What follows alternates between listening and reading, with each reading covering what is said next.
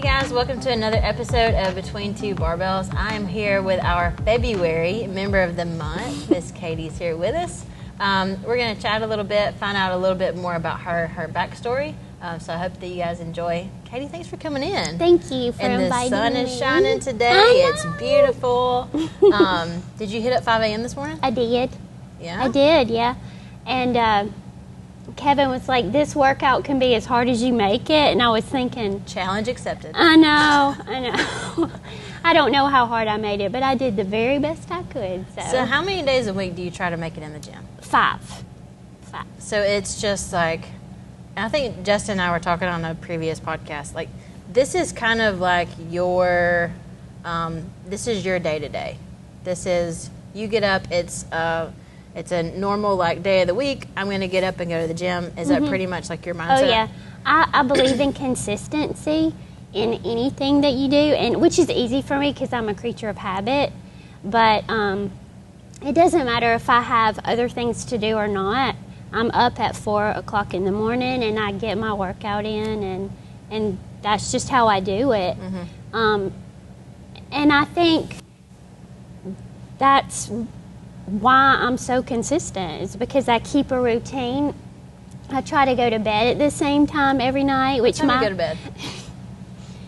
7:30 or 8. That's awesome. You have to. If I you're gonna get up at 4. I do, and I've always required a lot of sleep. And it's a joke in my family. My brother will call and say, "Well, the sun's going down. I thought I better call you before you got in the bed." But I'm generally getting ready for bed around 7:30 and try to get into bed at 8 and asleep by 9. Right. But I think that, being rested, it's easier in keeping a schedule. It's easier to stay consistent because you can't expect to get up and be at the 5 a.m. And you're always one of the first people that come in the 5 a.m. Like, you're like ready to go. It's awesome. I would be in here like moving boxes, and then here comes Katie, and I'm like, I wish I was done, because you're like, I want to help you. I'm like, but you're so small, I'll get it. But it's so hard to get up at 4 if you go to bed at 10:30. Oh, I know. Like, that's not going to happen. And there's so many people that are like, I set my alarm, and it always goes off at like 4, but I always turn it off because I'm still tired. I'm like, yeah, because you went to bed at like 12. And that's rule number 1. I don't ever hit a snooze. Oh, I love that. Nope. The alarm goes off and I get up, So have you always been like that? No. I mean, I have for several years. But the reason, I think the main reason why I am now is because I didn't like it when I wasn't that way. Okay. Because I found that hit snooze or say, well, I'll just do it tomorrow, or it's raining or it's cold, and then one day turns to 2. Or you begin to get a pattern, and where you used to work out 5 days a week, now it's like 3 or 4. So I'm just like, this is a part of my life. This is just what I do. Okay. I mean, before I came here, my husband and I were distance runners, and I mean, it was really hard because a lot of times he would be like, it's, 24 degrees outside. And I'm like, but we're supposed to run 8 miles today. Like, we have to go. Yeah. Because in the marathon, it may be 24. I mean, I was just like that. You get up and go. And when we would do our real long runs, our son, at the time, I think he was 14 or 15. He couldn't drive. He's 21 now, so about 6 or 7 years ago. And I would be like, well, the only time we can do this is to get up at 2 a.m. and be running by 2:45 or 3, so we can get our 3 to 4 hours in, because it would be like a 20-mile and I'm not a fast runner, so I'd be like, we have to get that in, and it would kill my husband, because then we'd go home, but of course, get ready for the day. Yeah, but I mean, and then that night it would be like, okay, Michael Bain, here's supper at 6 o'clock. We've got to go to bed because we were exhausted. Sure. But you do have to keep, to me, a schedule and a routine, because it helps you to be consistent. Sure. So what were, you said that you kind of decided to be this person. What made you change from hitting the snooze and going to bed late to going to bed like, hey, it's 8 o'clock, like I'm in the bed, or it's 4 a.m., like I'm up? What made you change to that person? the difference in the way I felt. Okay. Mentally, physically, and emotionally. It was just, I am at my best when I keep a schedule and stay active. And just through trial and error, I did not like the way I felt before. And then, honestly, I guess it's been 18 years ago. I don't want to tell my age. I was 28 or 29.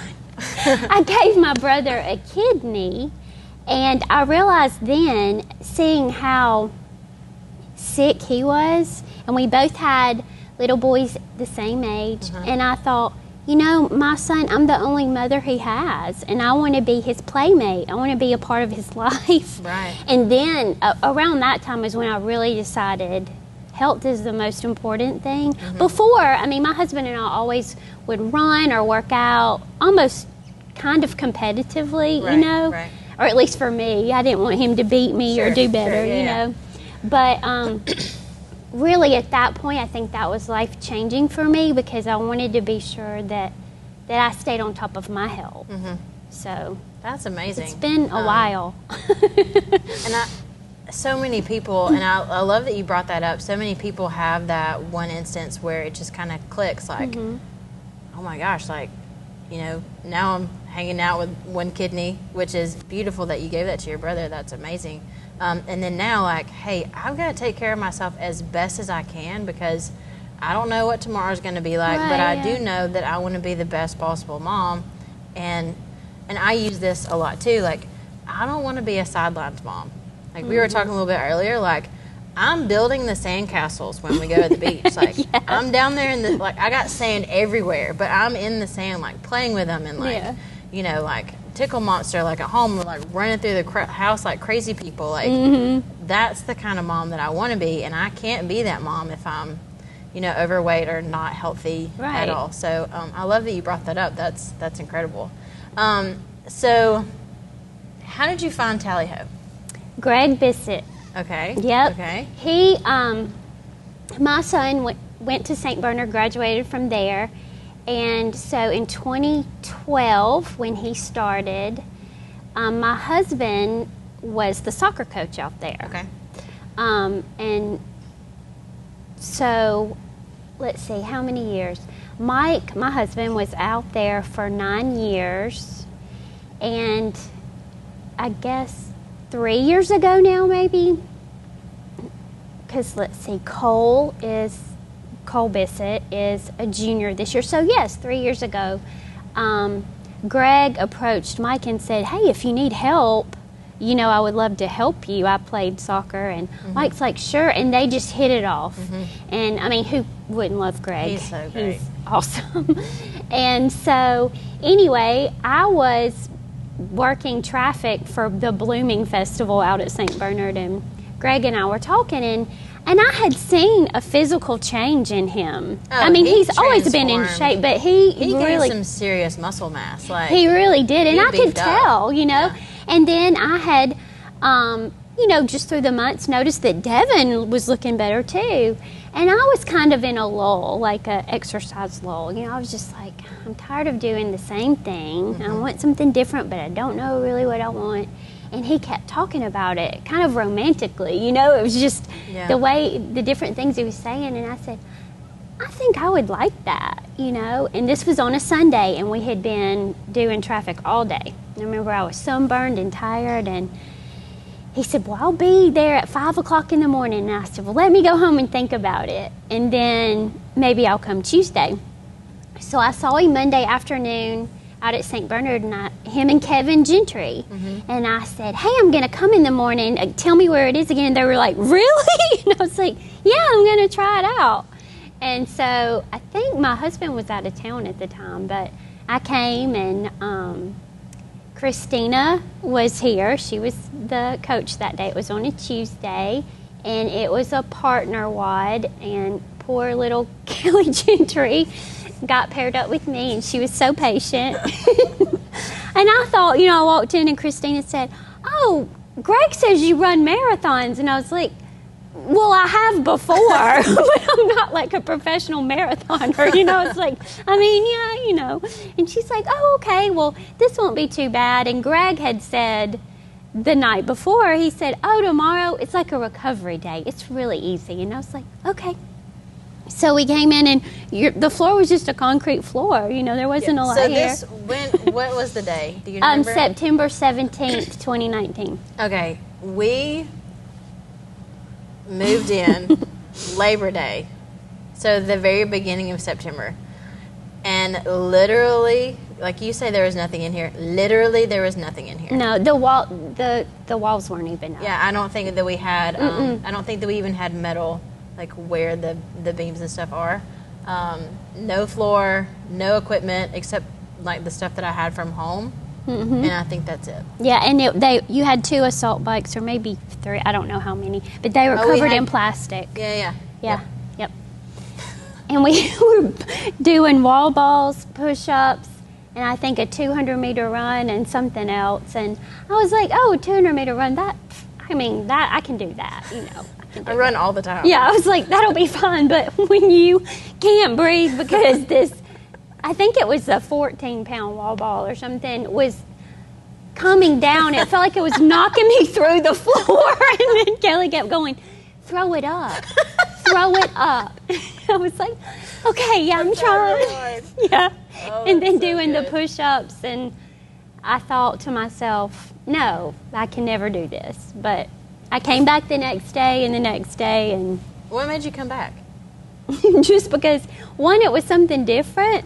And when I left, I was like, you know, I thought I was going to die, but it was really pretty fun. Thought I was going to die, but I didn't. So I maybe know, I should try right. it. And I was like, you know, and I like not having to plan my workout. Mm-hmm. Because with distance, I mean, I was always planning out my calendar, planning out my week. You know, you've got to get, when you wake up, you've got to get 8 miles or 13 miles or whatever it is. Mm-hmm. And you just, I just was bored with it, of the same thing. And every day in here is a new day, right. So. That's something that I tell people when they first come in. I'm like, for me, and like being a mom and like shuttling people here and there and games and practice and this and that, like, and working and all this stuff, like, you don't have time or the brain space to think about this, like, perfectly symmetrical workout plan. Like, we don't have time, nor do I want to do that. So walking in the gym, and then too, like, as soon as you get here, you're going to do the thing. Oh, yeah. Because you're not just going to get here and be like, not really feeling it today, I think I'm going to leave. Like, no one does that, ever. So, all you really have to do, like, the only habit that you have to have as far as, like, being in here, get up, put your clothes on, and drive to the gym. Yeah. That's all. I know. And then the rest is just done. That's true. And I always tell our kids at St. Bernard, I'm like, look, we all have different levels of ability. Everybody's not going to be the fastest. Everybody's not going to be the strongest. But you can all give the same amount of effort. For sure. And, I think that's all it is. Some days 100%. I feel like that I'm probably a little entertainment for people because they're like, oh, I've never seen anybody do it like that. but I get in here and I try, and I'm like, do your best.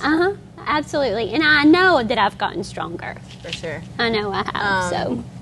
It is, that 5 a.m. crew, though, probably I don't want to say the most diverse, but what I love so much about the 5 a.m., and I'm so sad that I'm not up here with you guys as much as I was, is y'all know, like, it's one of those things where they know, like, hey, I'm getting up and I'm getting it done. And then I can go about my day. Like, they're, like, laser focused on their goals. They're ready to rock and roll. They're not going to waver a whole lot from, like, what's written on the board. They give their coaches a hard time because, like, no, like, this is what it says. Like, have you read the notes and all that? Yep. So, I love that atmosphere in the 5 a.m. And you guys have become, like, this pretty tight-knit group of people, too. They're it's wonderful. the same people every single day. Not so much, our other classes do have some staple people that are in there, but there's nothing like the 5 a.m. Like, who's going to be there. Like, and it's like, Tara, Leah. Yeah, like, where's Tara today? I wonder where she's at. She never misses. Like, is she okay? Like, what's going on? So I think that that's really cool that you guys have built this community. That's so funny that you're first. I just can't. Maybe I'm just honored that you guys, especially someone like you who started when we literally had nothing in here. So, like, what made you stay? Because, like, people would leave dirty. Because, I like, was the dirty floors. Like, you're doing push-ups. Like, you're covered in dust, you and got- it was dirty. And, like, you're getting dirt, like, all in your car. Like, you go home, your clothes are disgusting. Like, so what made you stay? It was completely different from anything I had ever done before. At home, when I would do weights, it would be, I had dumbbells. My husband has a free weight machine, you know, well, not machine, but he has like the frame and the, I guess the rig and some weights, but I didn't ever do anything with a barbell. But a long time ago, he got a Bowflex, and I'm petite, so like I would do my little stuff on the Bowflex, and then do some dumbbell stuff, and do an ab workout that was like 30 to 36 minutes long or something, and then we have spin bikes, and I would spin bike and then run, you know. But it was the same thing. Right. I mean, my body was so used to doing the exact same, you know, exercises every day, and after a while, You don't get results anymore. no. Yeah. And this was just, it was fun. You know, it was something that I never thought I could do. I could not do a cartwheel. I still can't do a cartwheel. But when we learned to flip up on the wall, you know, we started with our wall walks, and I'd be like, oh, I could never flip up on the wall. And I'm still like, when somebody says, what are you most proud of? I'm like, I can flip up on the wall and do like a handstand, and I can jump on a box. Like, And you have pull-ups. oh, and I have a pull-up. Yeah, you have pull-ups. That's awesome. But but a pull-up, and I didn't think I could ever really get a pull-up, but to me that was not as intimidating Right. as jumping on the box Right. or flipping up. And I know that seems so little, those milestones, but to me they're huge because it was something I didn't think I could ever do. Right. And that's the same with all of the things we do in here. I think, I can't do that. And then when I do it, I'm like, oh, I did it, you know, and I get so excited. Or when I see, one of my favorite things is to see somebody start and they don't think they can do it. And you're like, you can do it. And then they get it, and you're so excited for them. So. I think that what I talked to last month, our member of the month, was Patrick Johns. And what we talked about for a while was, and I love seeing this is like my favorite thing, is the mindset shift that people have when they start. Because when they start, it's all about like, oh, I want to tone up, or I want to lose weight, or blah, blah, blah, stuff that really doesn't matter. And then, or maybe things that they're fixated on, like the scales weighing a certain thing, or fitting into the pants that they used to wear, or whatever. And then all of a sudden they come in here, and they've been here for a while, and they start to get it. And then they're like, ooh, but like, I want to be able to do a pull-up. Or I want to be able to do those handstand things that y'all are doing, or whatever it is. And then they start fixating on these movements and these things that they actually have control over. And then all of their other goals just come right along right after that. Oh, yeah. So I love to see that shift. And especially when they're like, there's no way I could jump on that box. And they get it, and like their eyes light up, and they're like, I can do these things. Like I didn't think I was the one that could be able to do that. I was even having a conversation with a lady yesterday. And so our sons are in the same gymnastics class, and so we're sitting there watching them, and she was like, man, I've never been able to do a pull-up. And I've always wanted to be able to do a pull-up. And I'm like, I've seen a lot of people get their first pull-up, and it is really cool. It's exciting. And with you, too, I think Justin took your He video. did. He and videoed it. Was like, Katie got her first pull-up. And I was like, yes. I was so excited, too. That is incredible. I remember the first time I did a jumping pull-up, Christina was here, and what was it? I don't know if we were going to do negatives or what, and she was telling us, you know, and I said, well, I have a question. What do you do if you can't jump up there? And she's like, well, just try. And I did it, and I was like, oh, did y'all see that? And I got all excited, and I said, hold on, let me see if I can do it again. You know, it's just like, where did that come from? I don't know, but it just, all of a sudden, it all fits together. You know, if you trust in the process and come and stay consistent, all of a sudden you'll learn a new trick, and you're, it's fun. It's so fun. And I love those, and I can name so many people just off the top of my head that, like, they got the first thing, and it's just like their eyes just light up, and it's just like this amazing. That's why I come to the gym every day. That's why we chose to have the concrete floors and everyone come in here and get dirty and stuff. To see them just crush their goals is amazing. And I'm so glad you did, because it's fun. And I was just thinking when you said that about goals, I don't think I ever even had any. I just wanted to come and see, and I just fell in love with all the different things that you can do. I mean, I feel like that I come and I play for an hour, it's hard. Yeah. But I feel like a little kid, and I'm in here playing, and you laugh at yourself and get back up and try again, but that is and so I told people I played softball in college, and when I got done, which at that time it was kind of like a job to like go to the games and road trips and all this stuff. But when I got done, and it was like the next year, and I just got married, we didn't have kids yet. I was like, I don't have that time. And I love that you said to play. I was like, I don't have that time anymore. And I was like 23 years old at the time, but I was like, I don't have that time anymore that I can go outside and play with my friends. That's basically what we were doing every afternoon. Yeah. Tossing the ball around, hitting a little bit, but it was play. And I didn't have that. And when I found this, I was like, that's exactly what this is. It's just not outside, and it's not the same thing.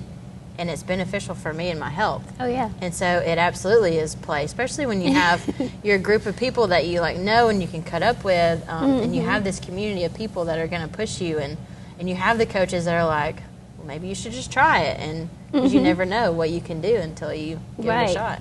I know, because I for sure never thought I would be able to do these things. So what else do you do outside for like fitness? What all do you do? I know that you run a little bit. What else do you do outside of here that you enjoy? Well, I help William Calver out at St. Bernard do with the cross country program and the track program. Okay. And is that like a spring or fall thing, or is it all seasons? Cross country is fall. Okay. Well, in summer, because he runs a Step Ahead running camp, and I've helped him with that. This coming summer will be 9 years. Oh, wow. So 8 or 9. How'd you start that? When my son was out there, he wanted to join cross country, and Mike and I, since we ran all the time, we were all excited about that. And he told me one day, he's like, "You don't understand, Mom. It's hard. I can't do this." And I was like, "Michael Bang, it's not that hard." And I went out there. And Coach was like, "Yeah, anytime you want to come and like help herd the kids, because for the new children, if they didn't know the trails, you don't want to lose them." And I was like, "Sure." And I started running out there, and I was like, "This is hard," because it was, it was different than road running. And it is super hilly. So, but I fell in love with that too, and just over building a relationship with Coach and with the kids, he was just like, come and be my assistant coach. And I was like, oh, I'm on board. I'm ready. And I love it. I absolutely love it. So between that, really, I guess it's all year, because from June through August, we're doing summer practice and summer camp. And then, we won state this year. So nice. I'm really proud of our boys did. I'm really proud of them. And that was November the 14th. Wow. So, that's... So even with all this going on, like, that's a huge deal that they... And now track is about to start February 8th. And last year, that was trying for me, because going to bed so early with track, you can't. I mean, sometimes I don't get home till 11:30. But I made a promise to myself. I was like, nope, you're still going to get up at 4 and go. And so, even though I'm a year older, I'm like... Nope, I have to remind myself, because it takes an adjustment. Right. That's when you're tempted. Sure. When you get off your schedule. But I plan on still being here every Monday through Friday. That's amazing.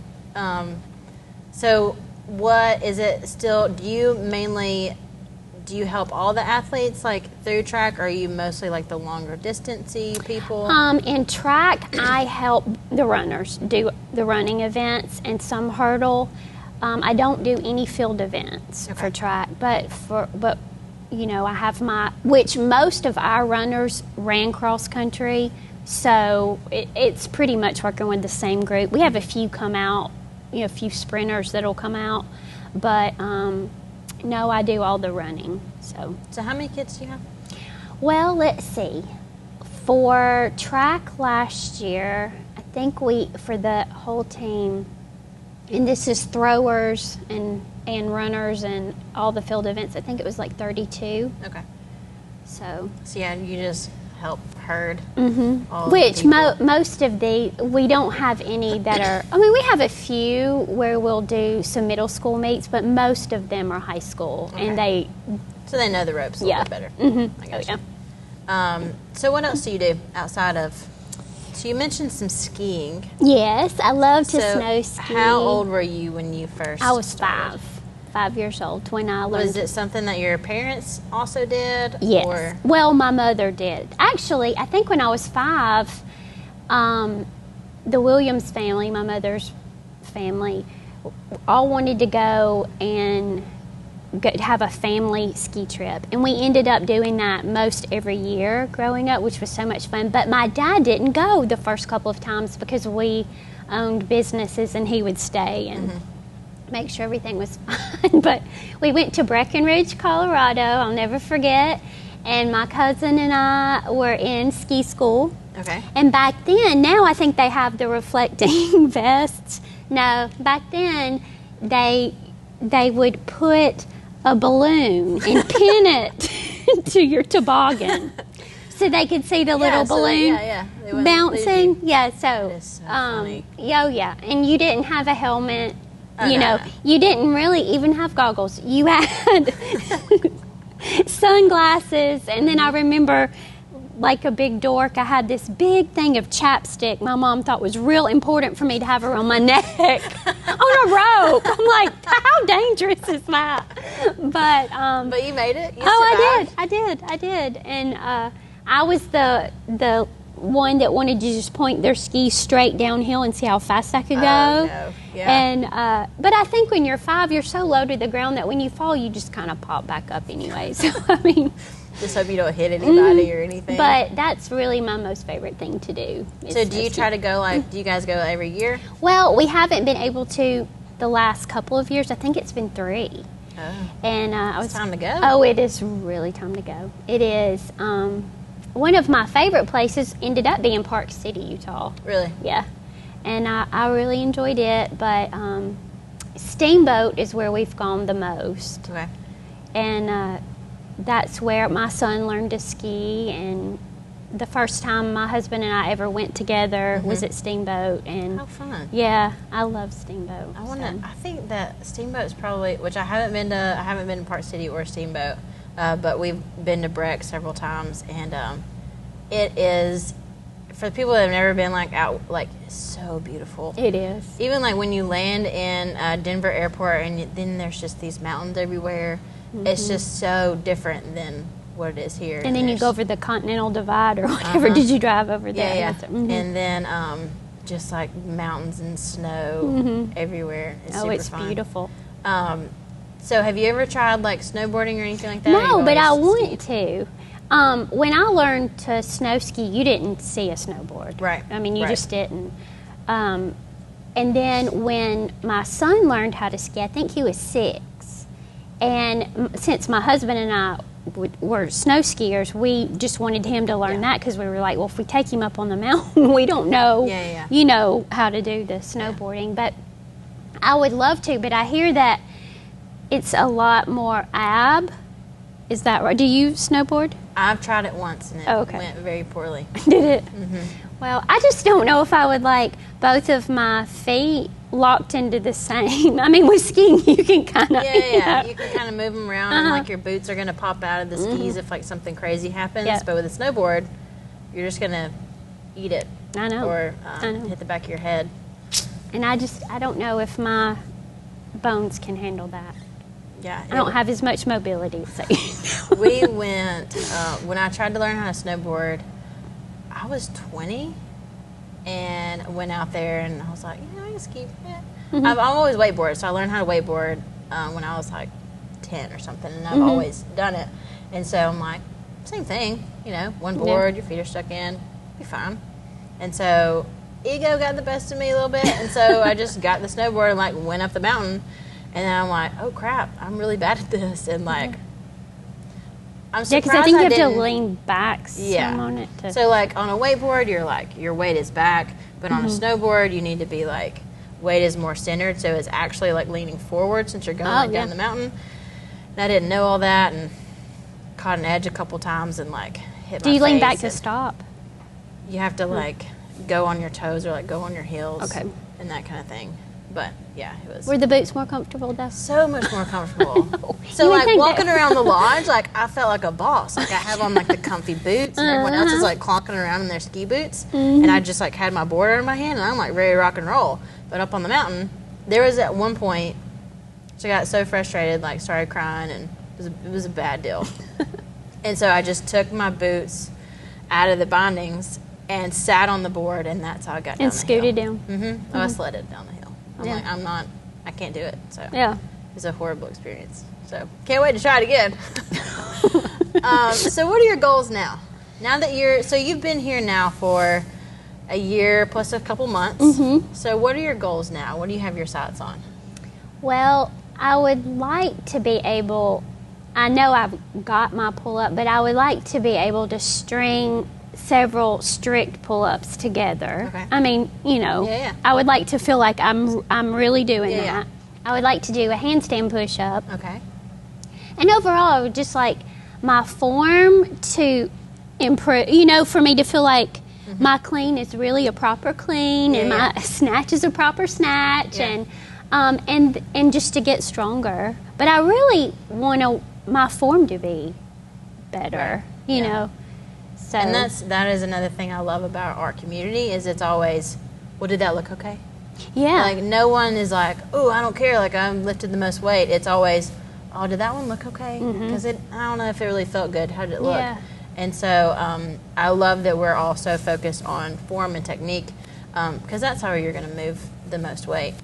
Well, and I mean, and you talking about form and technique too, one thing that I love here or that the coaches, y'all all spend the time to break down the movement and tell us why we're doing it and how to do it, and watch the PVC pipe, watch us all do it so we don't get hurt, and I really feel safe. When I first told a couple of people, I was like, well, I started doing CrossFit, and they're like, oh, you're going to get hurt.